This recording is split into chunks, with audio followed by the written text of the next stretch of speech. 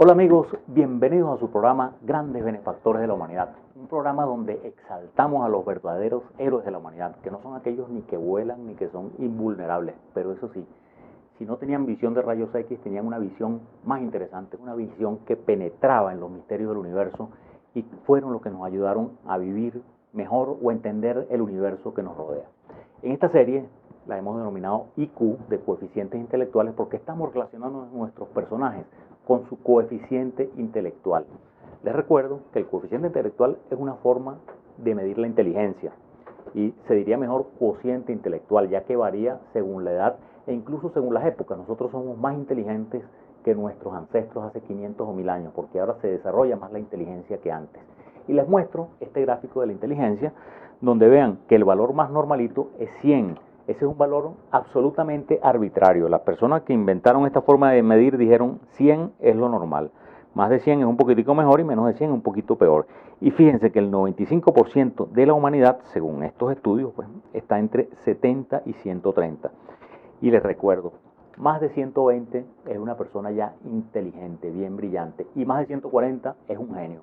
Y en esta serie estamos hablando de genios que todos superan ampliamente los 140. Ya hablamos de Copérnico, que tenía 165, y ahora estamos hablando de Galileo Galilei, que tiene 185, según un estudio que hizo una dama que se llama Catherine Cox.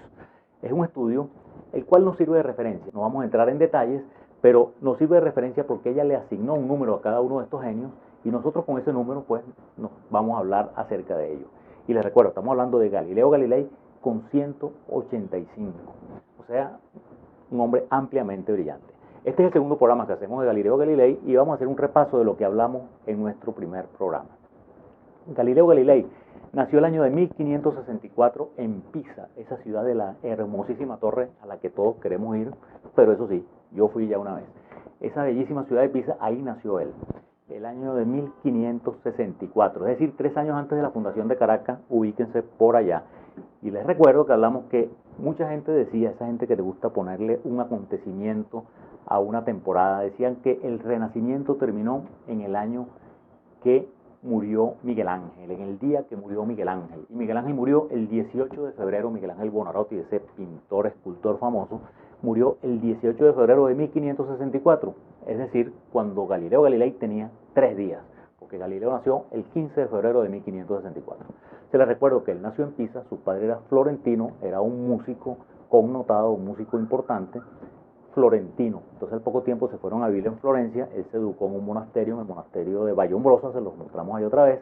Ahí él quería hacerse cura y su padre no quería para nada que aquel muchacho se metiera cura, y en la primera que pudo lo sacó del monasterio y se lo llevó. Pero al poco tiempo nació el séptimo hijo, porque Galileo era el mayor de 7 hermanos. Y cuando nació el séptimo hijo, el papá dijo, así como esa frase criolla, no hay cama para tanta gente, y lo agarró y lo mandó para Pisa. Entonces él en Pisa se educó, entró en la universidad.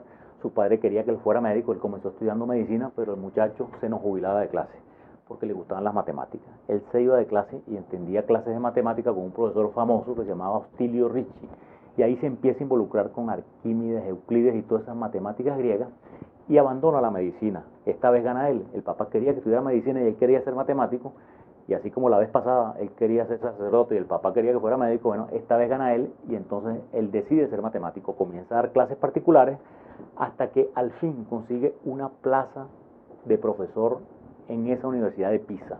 Entonces se va a Pisa, él ahí se le atribuyen unos experimentos famosos que se los recuerdo simplemente porque están en toda la literatura de Galileo. No está demostrado que él los haya hecho, pero están en toda la literatura, que son el de cuando lanzaba 2 bolas de cañón, una más grande y una más pequeña, para demostrar que caían al mismo tiempo, y las lanzaba desde esa magnífica torre de Pisa. Entonces las medían y la volvían a lanzar, porque él es el padre de la experimentación. Él un experimento lo repetía y los resultados tenían que ser siempre los mismos o estar relacionados entre sí. Entonces él hace ese experimento para desmontar las teorías de Aristóteles, de que Aristóteles decía que los cuerpos más pesados caían más rápido, y Galileo prueba todo lo contrario. Y además el otro experimento que se le atribuye es el del péndulo, el de la lámpara. Cuando él es sentado oyendo misa en esa magnífica catedral de Pisa, él ve la lámpara que se balancea así, pum, pum, más o menos con su latido de corazón.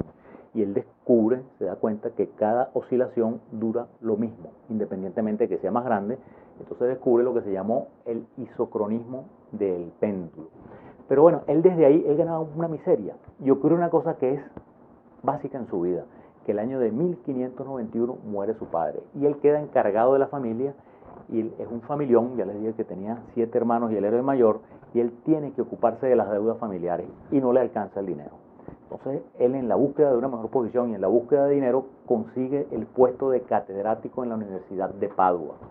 Padua pertenecía, vamos a mostrar un mapa de Italia en esa época. Italia estaba completamente dividida y quizás una de las repúblicas más importantes era la Serenísima República de Venecia, una república súper próspera de comerciantes y navegantes que dominaba, por decirlo así, a esa ciudad de Padua que queda a 36 kilómetros, y eso es muy importantísimo, guárdense esa cifra en la cabeza.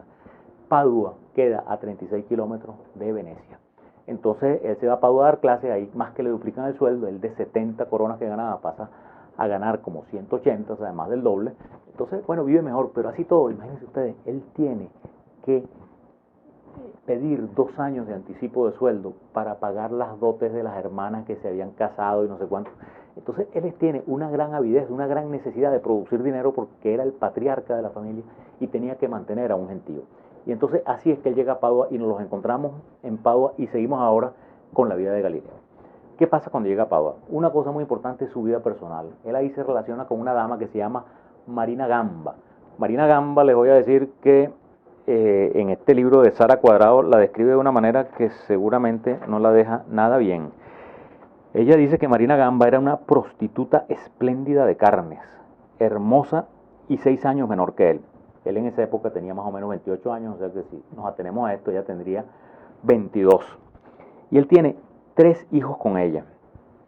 La mayor, que se llamaba Virginia, que fue muy unida con él, que nació en el año 1600, después Lidia, que nació en el año 1601, y después Vicenzo, que nació el año de 1606. Fue muy unido con Virginia la mayor, y él metió a las 2 niñas en el convento de las Clarisas, cerca de Florencia. Y hay una grandísima correspondencia entre él y Virginia, que se cambió el nombre, imagínense qué bonito, a Sor María Celeste, o como dirían los italianos, María Celeste, porque ya su padre era un astrónomo famoso cuando ella se cambia el nombre y se pone ese nombre Celeste que tiene que ver con los astros. Pero vamos a una primera pausa y vamos a ver cómo siguen esas luchas de Galileo, que tenía aquellas grandes necesidades económicas, y las necesidades económicas, amigos, se satisfacen más que con dinero, con imaginación. Con esa gran imaginación y sabiduría que él tenía, él logra hacer una serie de inventos y logra adquirir una buena posición económica, y no solamente eso, sino convertirse quizás en el científico más famoso de Europa de su época. Podemos decir que de estos 5 gigantes de los que vamos a hablar, Galileo Galilei y Albert Einstein fueron los 2 científicos que en vida disfrutaron de una popularidad y de un prestigio mayor. Pero, les repito, vamos a una pausa y ya seguimos con nuestro personaje de 185 de cuociente intelectual, Galileo Galilei.